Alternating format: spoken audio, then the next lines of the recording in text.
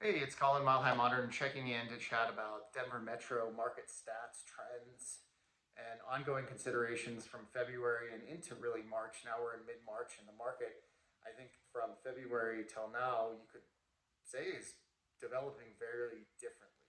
We started off February with really favorable interest rate numbers as it compares to the last 6 months. They marched up, which tightened the market a little bit, certainly depleted the buyer pool a little bit.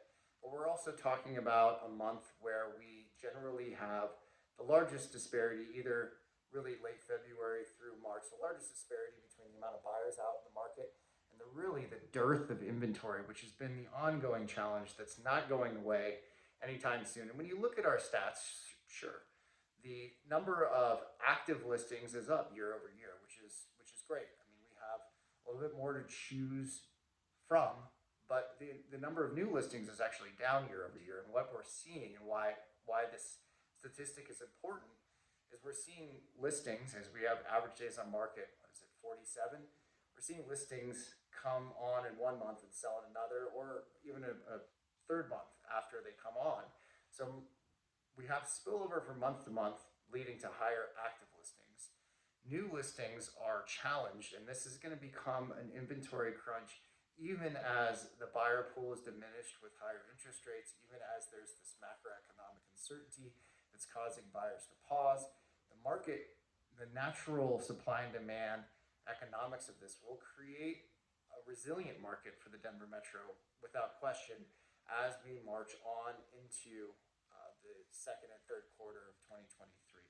Now, what I'm on the lookout for, and this is starting to develop certainly right now with this pretty large national news with banks failing, but then government bailouts, however you want to call it, and a lot of uncertainty with regard to monetary policy, the Fed's decision making. Tomorrow's a CPI report.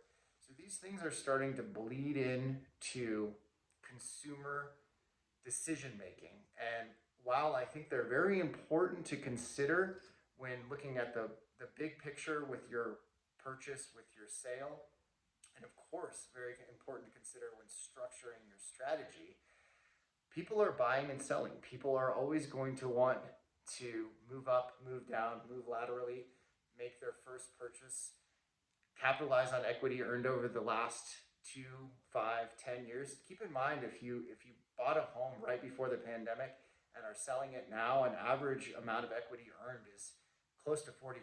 So there's tremendous equity in the market, which is creating ongoing movement. And what I did a video earlier this month on hesitation, and I think why I'm going to this direction is that all of this macroeconomic and national news is important and it's helpful, but really there are so many ways to win in this market. There are ways to win, and winning generally means getting a home. Winning means selling a home and finding great replacement, and making sure that you are structured and positioned in a way to be successful in the long term when it comes to your property values growth, stability, and the ability to turn around a resale when the time comes. So that's a really important consideration that I think a lot of people aren't talking about. We're focusing so much on this blitz of news that is creating hesitation, and the hesitation is fine because the best time to buy and sell is when you're ready. But the one thing that I want to really hammer down on is it can be extremely punitive if you are ready to buy and sell, and then you have this hesitation, and it takes you a year or two to do so, and you look back and you go, wow, that was the ideal time for me to do so because I had a life event, I had a goal, I had a need to make this move. I didn't because of this news that I was getting. And now I'm looking back on that and saying that would have been probably a better time to do so. I would have already been enjoying this new situation that I would have created for myself back then. So a little bit of a stats talk, but also just talking through some strategy. Real estate is emotional. Trying to remove a little bit of that emotional component to it and really dive into what it does for you and why you're making moves. Naturally, I think I do have the benefit of seeing what's happening in the spring March market. And and it is starting to get hot again. So maybe another year of a lot of multiple offers. We're seeing almost a quarter of homes sell for over list price in February. Will that be more in March? Probably. So a very fluid market again that we're getting into, and one that's worth getting in on if it is your time.